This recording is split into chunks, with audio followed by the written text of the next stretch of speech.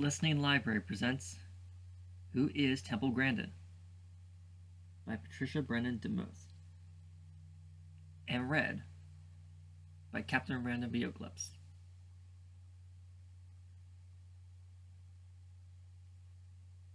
Illustrated by Robert Squire.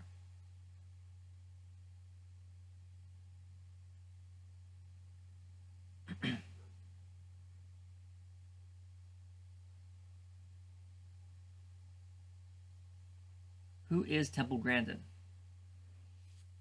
Weirdo? Oddball? Once again, the kids were tossing insults at Temple Grandin in the hallway of junior high school. They picked on Temple because she didn't act like everybody else. She spoke in a loud, flat voice. She repeated sentences over and over, word for word. She clapped her hands over her ears at the sound of a school bell. She acted lost and afraid in the crowded school hall. Kids couldn't understand what made Temple tick, and Temple couldn't understand them either. That was because Temple's brain worked differently from theirs. She had been born with a developmental disorder known as autism. It showed up when she was a baby, making her behave in odd ways. On this day, Temple's temper boiled over at the bullying. She hurled a book at a kid. Hours later, the principal expelled her from school. Probably no one was too surprised. Temple was flunking nearly all her subjects. They just didn't interest her. Everyone back in 1961 would have been amazed to know that Temple would grow up to become a world-famous animal scientist. All through her career, she has worked to improve the treatment of cows and other animals that are raised for food. Every year, millions and millions of cattle are killed for beef, until Temple came along. People thought of cattle as products to turn into hamburgers and steaks. But Temple paid attention to the fear and pain cattle felt at large meat plants. As an autistic person, Temple often felt like a scared animal herself. Loud noises, unfamiliar objects, sudden movements, any of those might frighten her at any minute. Her fears helped Temple tune in to the way animals feel.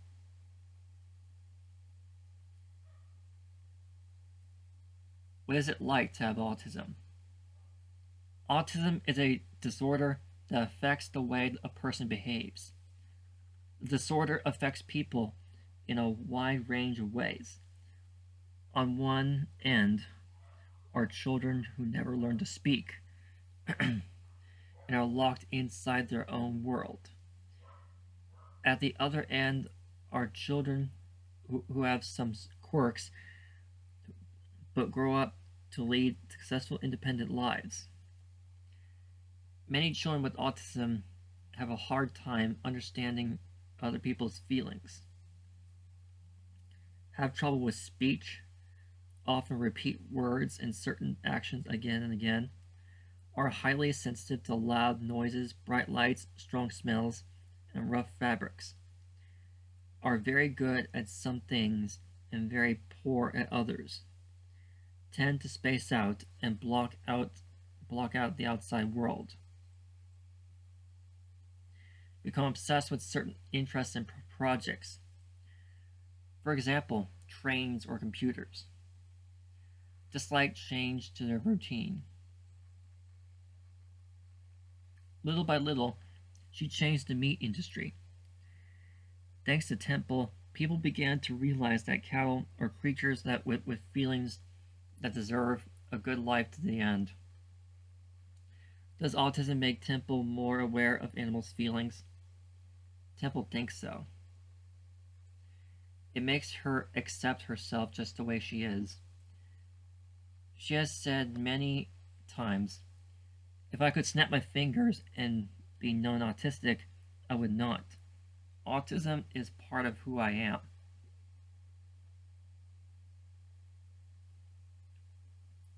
Chapter 1. An Unusual Child. Mary Temple Grandin was born in Boston in 1947. Her family called her by her middle name, Temple.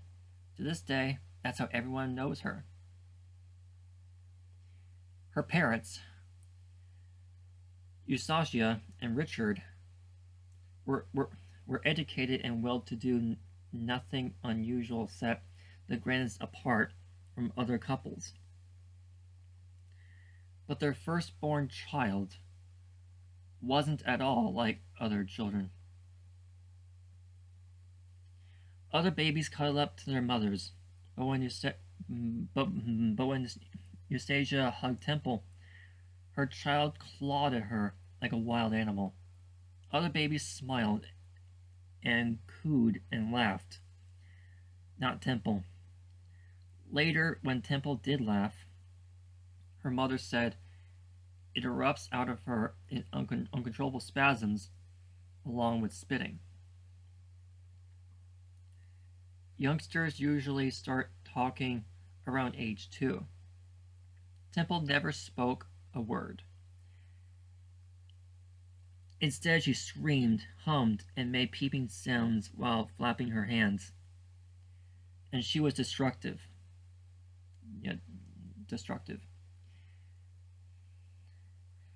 Temple broke her toys and ripped wallpaper off the wall. She chewed puzzle pieces and spat out the mush. In wild temper tantrums, she yanked off her shoes and threw them hard. Of course, other toddlers threw tantrums too, but Temple's were longer, louder, and more furious. There were days when Temple seemed fine. Then suddenly she'd throw herself on the floor, kicking and screaming. Eustacia was only 19 when Temple was born.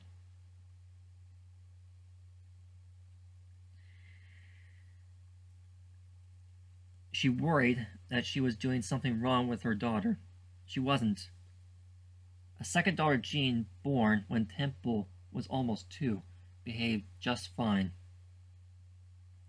In all, the Grandins had 4 children, 3 daughters and a son.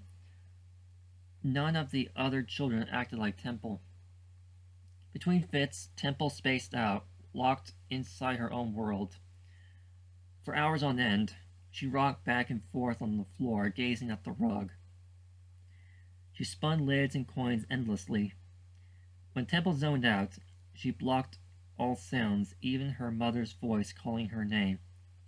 It seemed as if headphones covered her ears. Was Temple deaf? Her mother wondered. Richard didn't think so. He thought Temple belonged in the hospital for children with mental problems. Most people at that time agreed with him, even doctors. Very little was known about autism in the 1940s. Children like Temple usually spent their lives in hospitals, away from their families in the real world. Eustacia couldn't bear the thought of that. Later, Temple became deeply grateful to her mother for not giving up on her. In 1950, when Temple was 3, Eustacia brought her to a neurologist, a brain doctor. Tests proved that Temple was not deaf. Her intelligence was normal too. Later tests showed Temple was extremely smart. The doctor suggested speech therapy. Maybe Temple could be taught to talk. Speech therapy became a huge breakthrough in Temple's life. Until then, words had sounded like a jumble of unclear sounds to her. She heard only parts of words. For example, she heard "ba" instead of "ball." The speech teacher pronounced every word very slowly so Temple could hear the missing words and say them herself. Bit by bit, a light turned on in Temple's brain. She was a bright child with a mind that longed to break free. After a while, she forced out single words. By the time she was 5, Temple talked in sentences. From then on, she turned into a jabberbox. She talked non-stop. A nanny also helped Temple behave in the group. Temple learned simple manners and how to take turns at games. By then, Temple didn't want to be shut out of family games, even if she wasn't sure how to play like the others. Still, her terrible tantrums and zoning out continued. So, when Temple was 5, her mother brought her to a psychiatrist. For the first time, Usagi learned the word that described what was happening: autism. Because of autism, Temple's senses were supercharged. Ordinary sights, smells, and touches were a nightmare to Temple. The jangle of a ringing telephone hurt her ears. The strong smell of a rose drove her crazy. Starched dresses felt prickly against her skin. When her senses were overloaded, Temple lashed out in tantrums.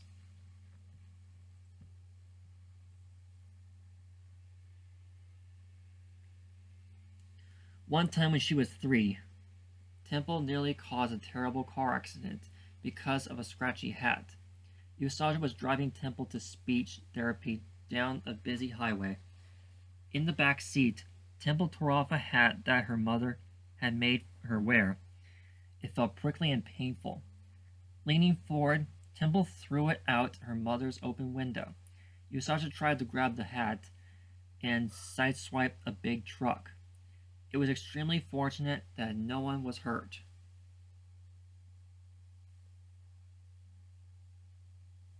The real world was often a confusing place to Temple, but at 5, she was at the age to start school. Was Temple ready to take this big step?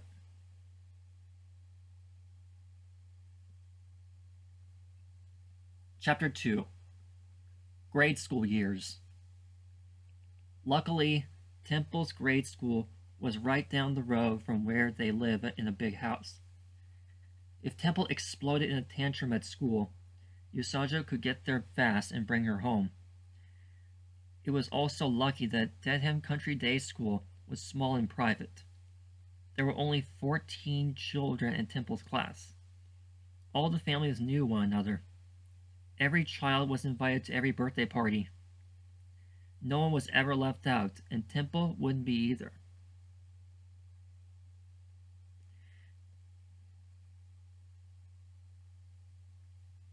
When Temple walked into the classroom on the first day, the kids didn't see anything unusual, just a tall girl with short brown hair. But before long, Temple's unusual behavior showed up. She always called her classmates by their first and last names. Her voice was loud and flat, and her speech was slurred.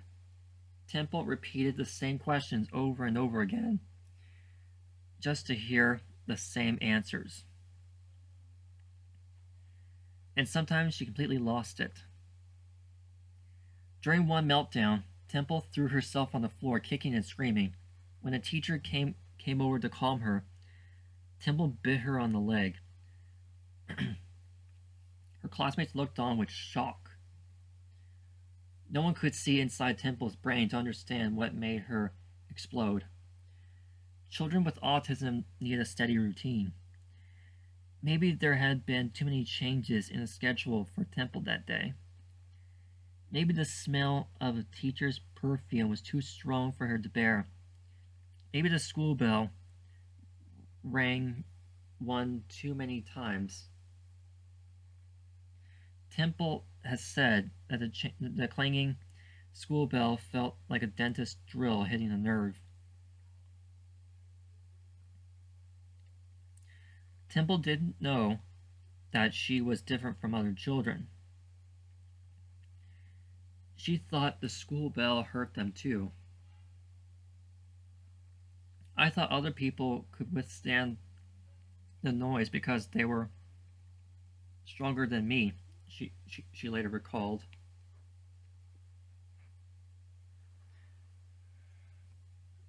Sure, Temple acted differently. But like every child, she wanted badly to fit in. Being left out or made fun of was another reason to explode.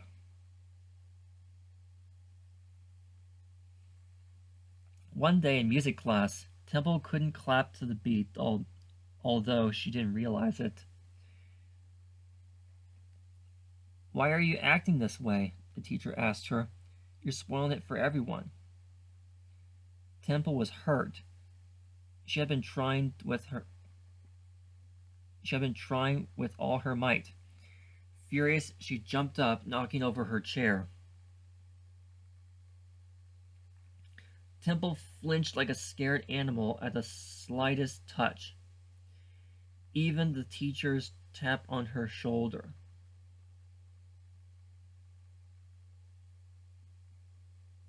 Secretly, though, Temple longed to be hugged.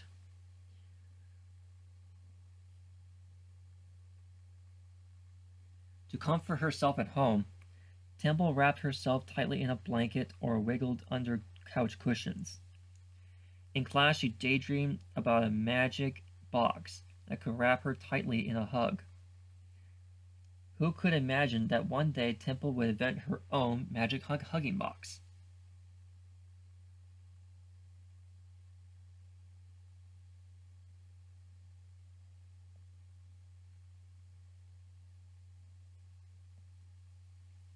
For all her problems, Temple had amazing talents too.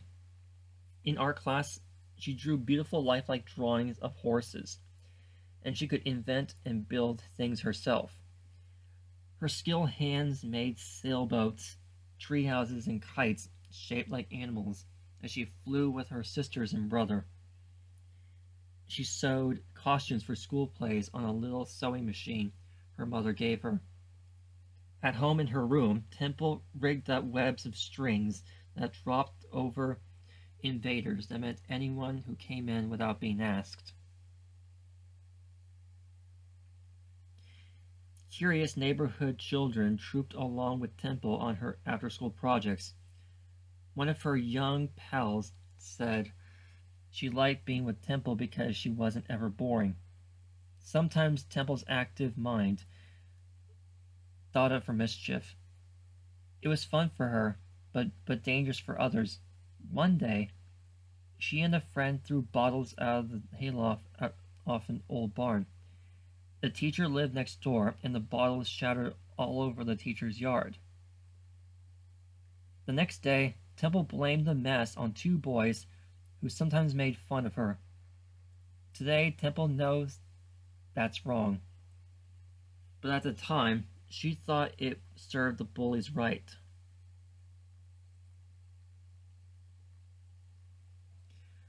For the most part, grade school was a happy time for Temple. But at the end of 6th grade, it was time for Temple to start junior high school. It would turn her world upside down.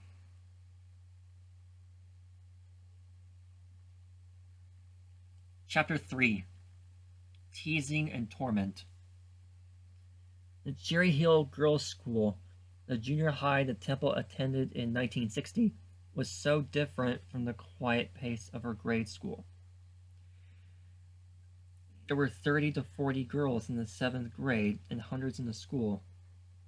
Class sizes were large. All day long, students moved from one classroom to another, with a different teacher for each subject. The jam hallways buzzed with noise and motion. Locker doors slammed. Kids talked, laughed, and shouted out to their friends. Temple had to get used to something new all the time. And that was so hard for her.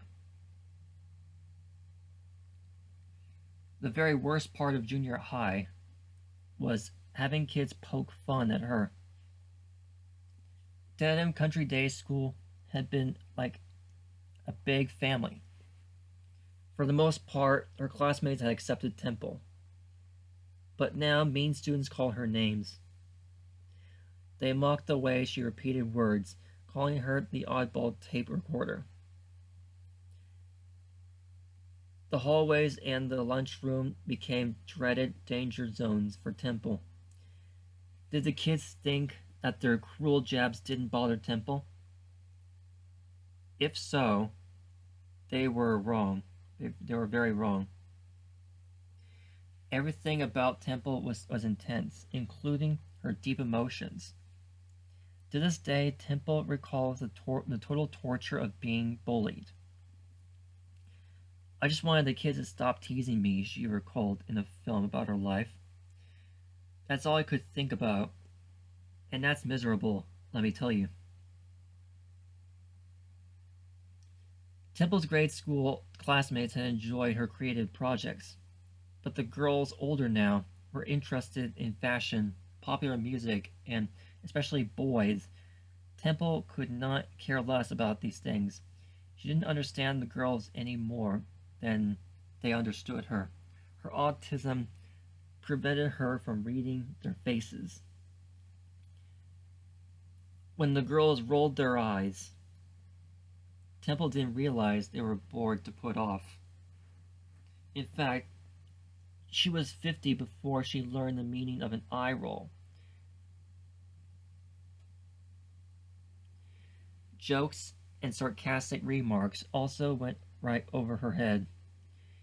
Temple didn't understand that sometimes words spoken in a certain way meant the opposite of what they normally did, like saying, "Yeah, right," when you mean, "No way." She always said exactly what she meant and just assumed that others did too. In class, Temple spent her time dreaming up clever pranks to get back at classmates. Once she rigged the cords of a window blinds to a student's desk. When a student opened the desk, crash! The blind slammed down. Temple chuckled to herself. The kids may have thought she was weird, but she was showing them that she sure wasn't stupid. One day, Temple couldn't take any more of the insults. In the hallway between classes, a girl called her a mean name. Furious, Temple hurled a book at the girl's face, hitting her in the eye. With a glance back, Temple stalked off. That night, the phone rang while the Grandins relaxed in the living room. Temple went to answer it. The caller was the school principal. He said she wasn't allowed back at school. She was expelled. Pale and upset, Temple returned to the family and told her parents what had just happened. Richard Grandin became furious at Temple. Eustasia quietly took another approach. She began getting information at other schools, hoping she could find some place where Temple could fit in and be happy.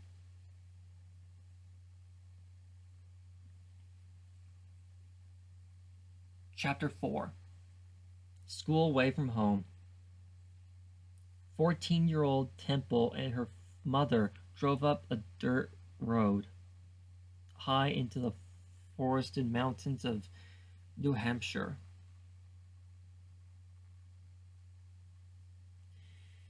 Finally, they reached a sign next to a gravel driveway.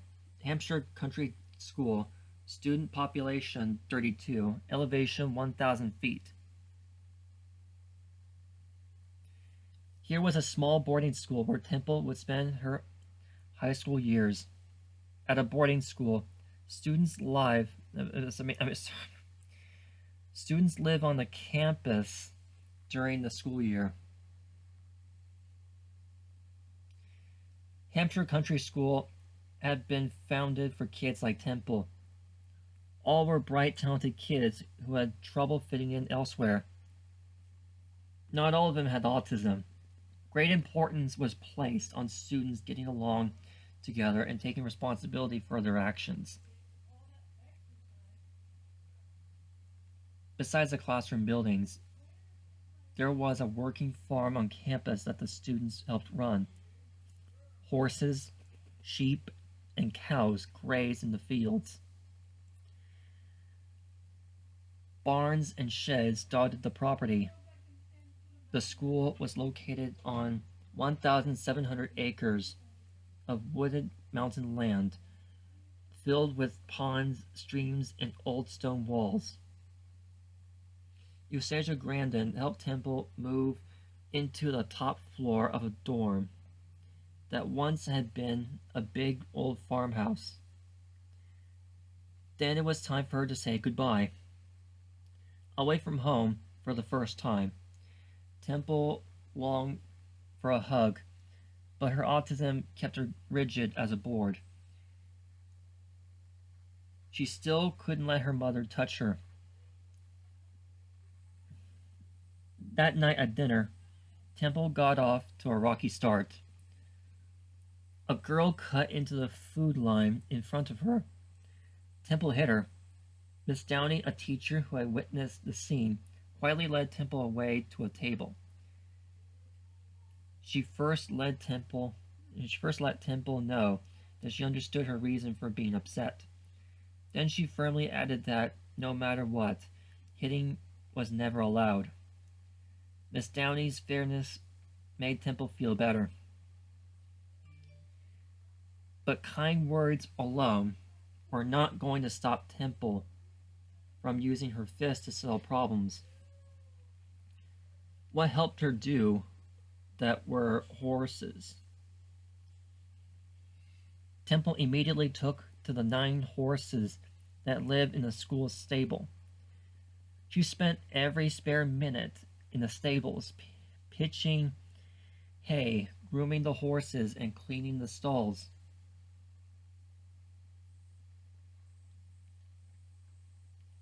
Temple's classes didn't interest her the way horses did. She could calm them while a blacksmith fitted their hooves with metal shoes. And she became a superb writer.